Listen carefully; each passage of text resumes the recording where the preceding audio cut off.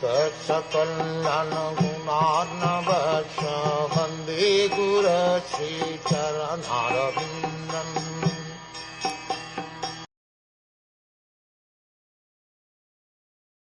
When Dhruva Maharaj saw his lord just in front of him, he was greatly agitated and offered him obeisances and respect. He fell flat before him like a rod and became absorbed in love of Godhead. Dhruva Maharaj, in ecstasy, looked upon the Lord as if he were drinking the Lord with his eyes, kissing the lotus feet of the Lord with his mouth, and embracing the Lord with his arms. Naturally, when Dhruva Maharaj personally saw the Supreme Personality of Godhead face to face, he was very much agitated in awe and respect, and it appeared as if he were drinking the entire body of the Lord with his eyes.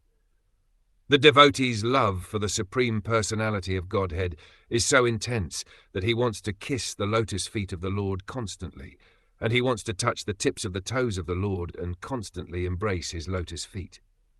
All these features of Dhruva Maharaj's bodily expression indicate that upon seeing the Lord face to face, he developed the 8 kinds of transcendental ecstasy in his body.